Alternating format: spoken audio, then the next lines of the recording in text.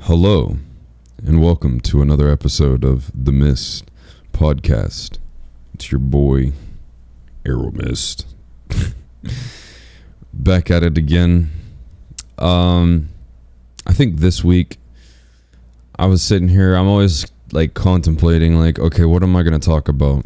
Because there's a million things I feel like I could talk about, and a lot of times I get topics by interacting with people on the internet and just kind of giving information that some people need to hear sometimes. Which I might end up having a more sporadic time where I actually start going around and actually hitting record while I talk to people. But today I figured we would go down the realm of psychedelics, and I would give the trip report for my 5-gram mushroom trip that I had. This happened, when was this? Early this year, I think. Yeah, I think this was this was last year. I think in October, something like that. This was sometime last year. Was this early last year? See, I've done so much psilocybin, to be fair, that it can be very hard to recollect sometimes on some of these damn trips. I've had quite a few, but mainly microdosing sessions and long bouts of microdosing, only accompanied by a small amount of higher doses at different increments or different intervals. No, this actually was early 2021 for sure. Okay, so it is important to note that I was taking about 5 grams of albino penis envies. So technically this is about a 10-gram trip report, if we're going to be judging it purely based off of potency. Oh my. All right, so I took them and I was sitting in here chilling. I've tripped for the most part almost always by myself. I've pretty much always tripped by myself. For reasons I will get into at another point. I really ain't just got nobody to trip around like that. So, and to be fair, as a do note, you don't really need to trip around people. The only reason why people put this really big stigmatic point on psilocybin and other psychedelics is because nobody is adequately equipped with the information on how to handle themselves and how to be guided at a spiritual premise and being guided in a logical premise on what to do. Just with the reactionary process of what can happen. But here nor there. Anyway, so I took my 5 grams and I'm sitting in here vibing and my stomach starts hurting like a bitch. You start getting it, I can start feeling it come on. But for whatever reason, I feel like shit. Maybe if I go lay down for 10 minutes, then I'll be all right, and then I won't have this problem. So I could say this could be the worst thing that I could have done, but I think in hindsight, it was one of the best things I could have done, just because of what the experience of the specific trip ended up bringing to me, which I think was extremely valuable information-wise, and there was a lot to unpack. So, you know how you close your eyes and you can see the black and white? You can see the light moving around. Everybody can see that. When I laid down, and it was all dark. I had no lights on. I had no music on. I had nothing going. It was completely dark. I was by myself, laying on my back in my bed. And it went all white. And then it went all black. And I saw purple dots just everywhere. Now, before I continue the trip report, it's important to note a couple things. Which is one,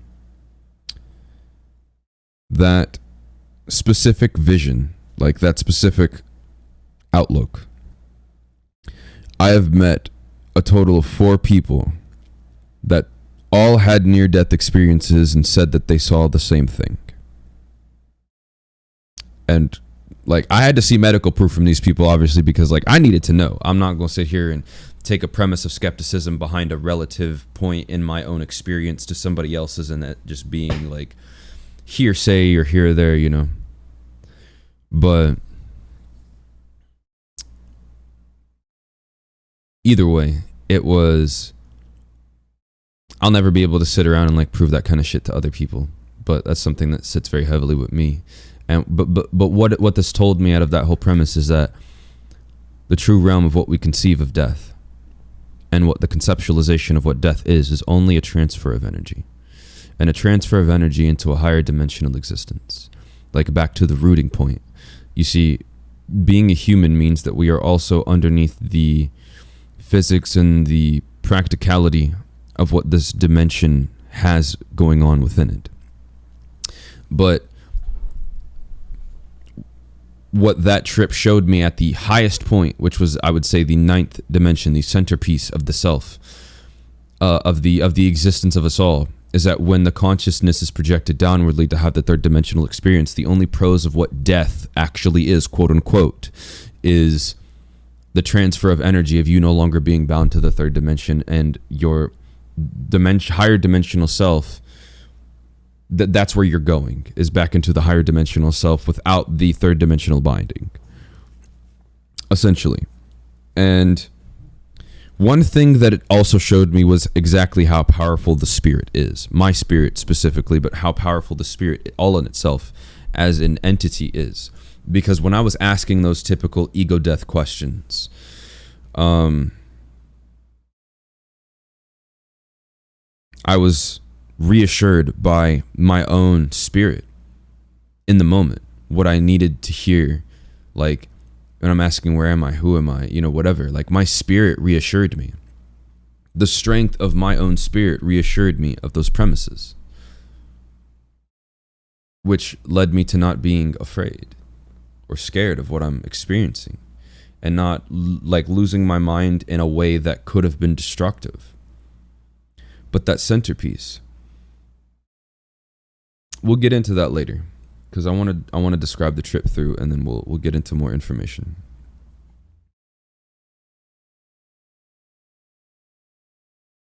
So after that, it's kind of just like I'm sitting here and I'm just experiencing, right? And I wasn't even in that peak. You know, time had no relativity in this. So when I tell you a time frame, don't reference that as the actual time frame, because like everything seemed like it happened in a flash, especially from like what I can completely fully visually recollect at every point, because all of it felt like eternity but felt like a second at the same time. You know, prosing obviously that time, and we already know that time is relative to the perceiver and is nothing but an illusionary concept that we abide by because of our systematic propagation. But here nor there.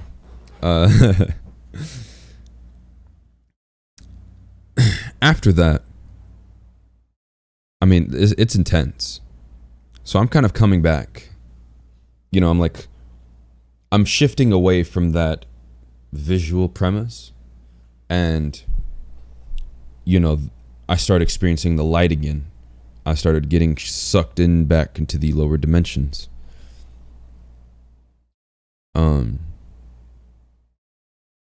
as I'm coming back, I say coming back as if I like went somewhere. I went somewhere in the internal, but the internal has the reference to the external at all consistent points. I hit the centerpiece of myself, but that also pros that I hit the centerpiece of the universe. So as I'm coming back, I pretty much ended up going through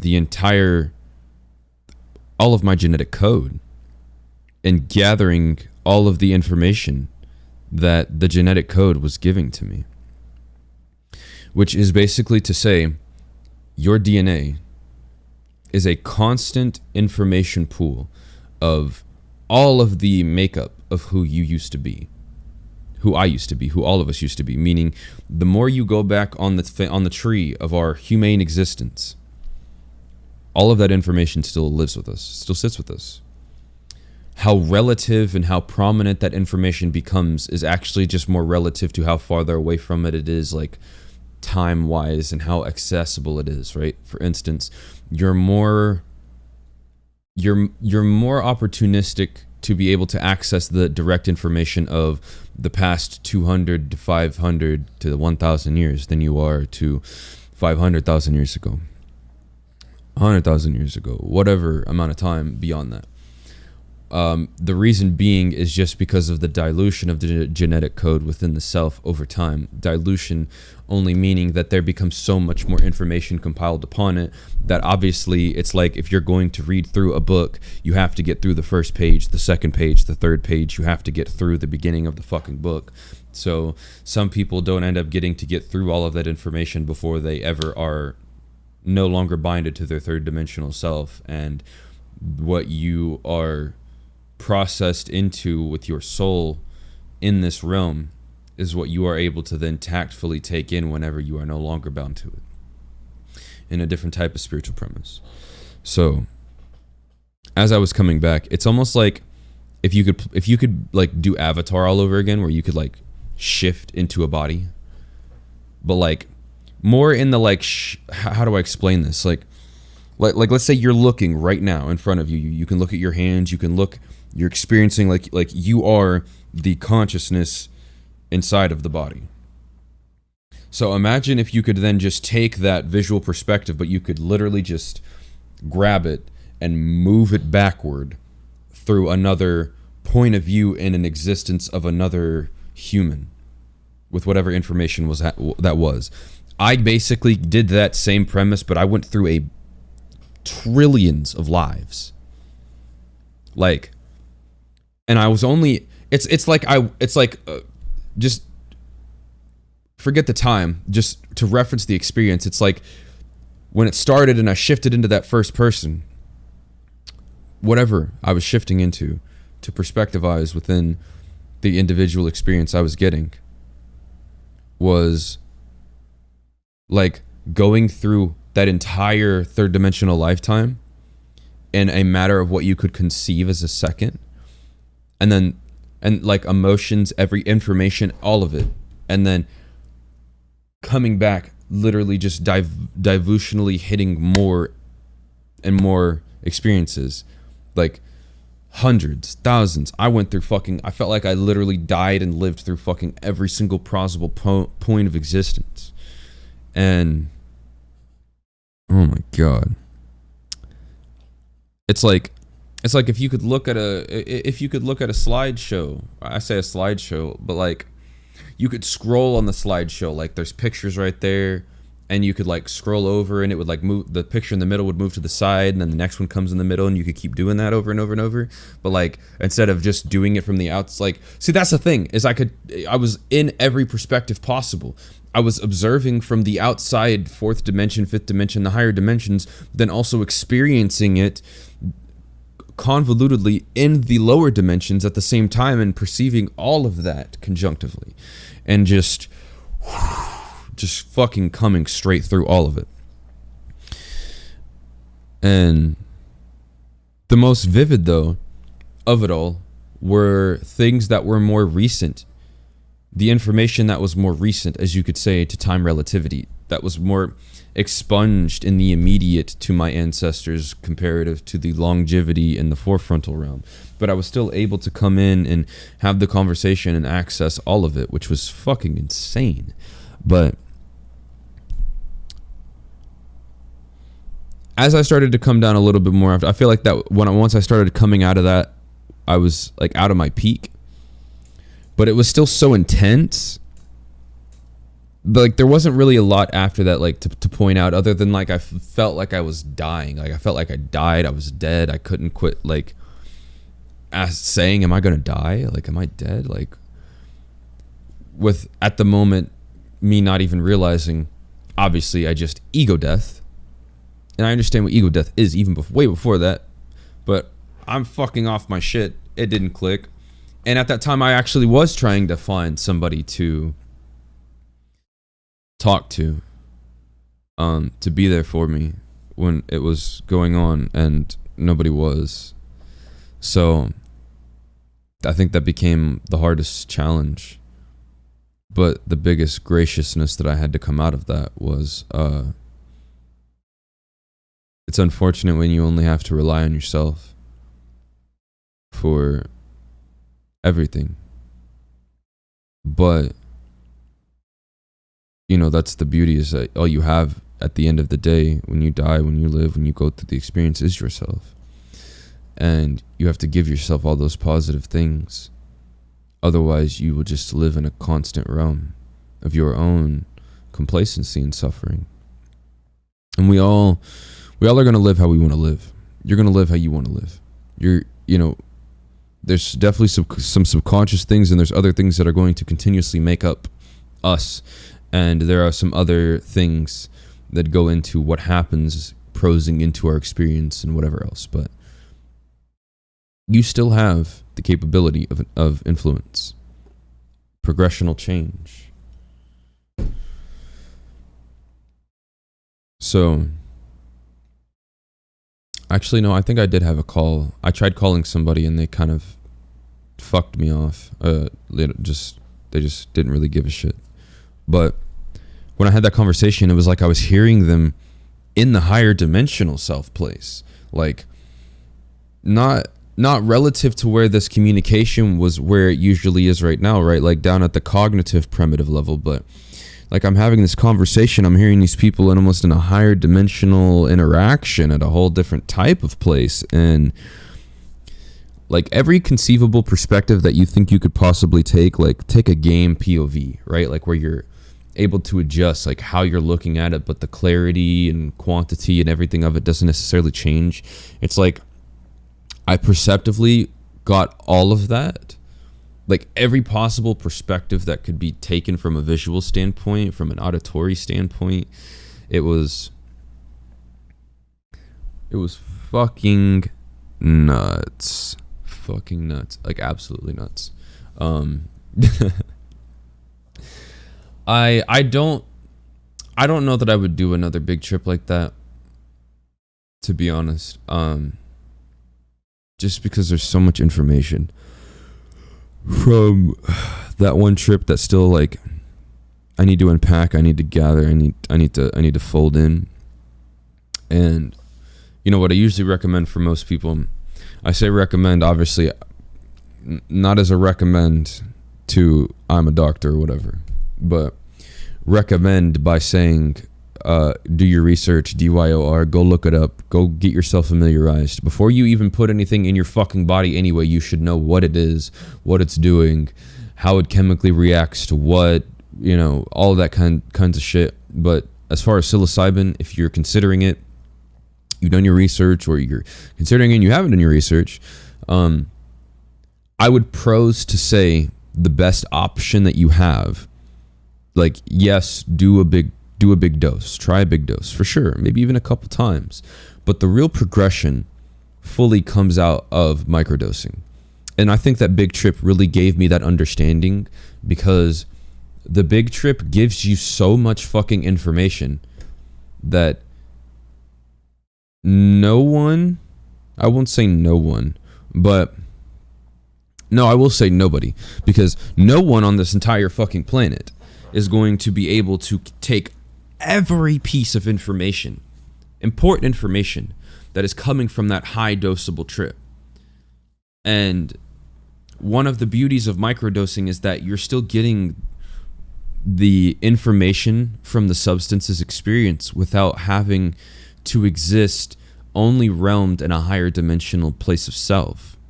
Meaning that since you're more conjunctive with your lower dimensional existence while you're still underneath the information that's provided by the substance, you're able to actually have more of a cognitive dissonance and understanding between it all. From the spiritual level to the practical level, because if you're on a higher dose and you're too delved deep into that place, then taking back, it's almost like taking a fucking sci-fi trip to a place and you're like, I gotta take a souvenir bag, I gotta take whatever it is, even if it's information. But like, if you if you're in there and there's so much going on, it's so chaotic, it's so there's a lot getting thrown at you, then shit, you might only be able to take one or two pieces. But if you're able to kind of observe first and kind of come in, but you still are tapped into it, and you get a different type of observational point while still having the existence of your evolutionary subconscious mind having its interaction with it, then you're at a point where you're able to practically, in a very practical sense, be able to take in more information over time that you need to, or that you would like to, and then understand how you're going to facilitate and utilize that information into your own subconscious. Because, you know, it's like, as we say in general, you can, if I say something to you, it has to still make sense to you for you to understand if that's real or not real. And there are just the pros of everyone's own internalized truths can always be combatant, which is why when we have the talk of psychedelics and you have spiritual readings and all of those other kinds of things, there's some people that can never resonate with that kind of stuff because it just doesn't sit to their truth. And that's perfectly okay. I'll give you a great example. I did some readings for a couple people the other day, and there was one person around. This was all virtual, by the way, so it didn't, you know, but there was one person that was too skeptical. They were so skeptical constantly, like, oh, but you could be generalizing this and that, and, you know, and have all these lines of things. And it's like, any practicality that I could bring for this person to have a fulfillment understanding at the spiritual premise was completely lost to them, because they don't even understand what that truth actually is. And not to say right or wrong, right? This is still personalized truth we're talking about. But the pros of impersonalized truth is that the objectiveness to truth and what objective truth is actually very blurred within spiritual truths. It's just, how delving are you to letting yourself be open to understanding something that might have been greater than what you ever could have conceptualized before. And that's why most people have a very difficult time being premised into spirituality. Because of lower vibrational outtakes from the entire destruction of our early spiritual development in this world. But here nor there, because this is a 5-gram trip report. This isn't.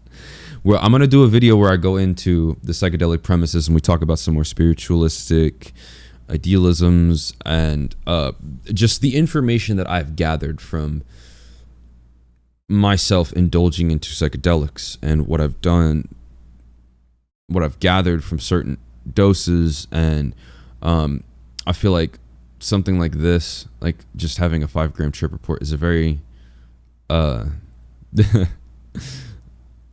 in itself has to definitely be a video, because the talk of just purely everything information wise that came from psychedelics, I feel like I can literally start making topics out of all those individualized little compartments in different areas, because there's so much going on. And I am designed as an individual that is just capable of being able to grab information, process it, and then relay that information. So, another interesting thing is that, you know, for my spiritual family out there, for those that are inclined, you know, don't ever let anybody take you away from what you understand is true to you, especially. Everybody will live in their own lens. We all have a lens, and that lens, no matter what, is always going to be limited to whatever degree. I mean, hell, even as a human, we are limited by what our senses are telling us in the spiritual premise, and then bringing that information down is still only convoluted on how we're able to articulate it. So it's like, because I could tell you all these things, but obviously you didn't experience it, you know, and even if you did and you understand some of the conceptualized premises, we still just didn't both have the same experience. So, you know, and even then I could go take 5 grams of this. I could take 5 grams of the same strain. I could almost all specific, whatever. And I still would have an entirely different trip, because the information that the substance is giving to you, to show you, to whatever, is not going to be the same every time. So, as I came down from that trip, I ended up coming back out here and just kind of trying to vibe and chill. I was still a little fucked up, but I don't even know how long I was laying down, to be honest. I probably laid down actually around this time, which was like 7-8 o'clock p.m. And then I think I came inside of my desk at like 3 or 4 a.m. Like that trip was wild. Um, but there were parts of it that were pretty scary, as you could say scary, but what I've come to understand is that the only thing that we're ever having to be afraid of from those from the internal experiences that we can be provided by psychedelic substances is that it shows you what you need to see, not what you want to see. It's going to show you the truest parts of all of you. And that's what that was when I went to like that all black with purple dots. That is my centerpiece. But it just so happens that the interaction of that centerpiece is relative to the rest of the universe, because we'll dive deeper into spiritual premises later, but that's what I got from my understanding. And yeah.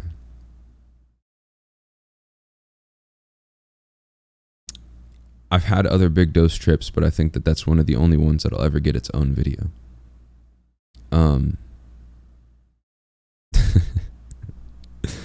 I'm just fully recollecting on it again, you know, and I'm just like, man, so much shit, so much fucking information. But you know, I think one of the beautiful things about information is understanding that you can tap back into that shit at any point. You know, like we're given that capability, the gift to be able to know that there is always information flowing through us, in our DNA to our RNA and things. All of that shit has information. So these things are accessible to us. You know, and I think a lot of people can say like sometimes they talk, but they don't know what they just started talking from. You started talking from your spirit. Literally started talking from your spirit. If you manifested your way into any of my videos for some reason, because the vibrational frequency emission of all of these are only going to attract those that are receptive to its message. But I want to thank you for hearing me out, for listening, for taking my energy in. I will be trying to stay as consistent as I can with these. I'm going to try to just do once a week. I don't want to overwhelm it too much on myself because I got a lot of stuff I'm trying to do.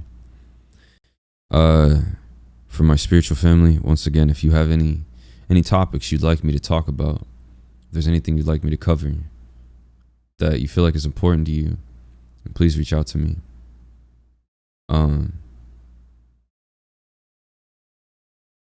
I think that concludes my 5-gram trip report. I'm going to dive deeper into like information and more other things that are somewhat relative to this, but not entirely. But yeah, once again, thank you.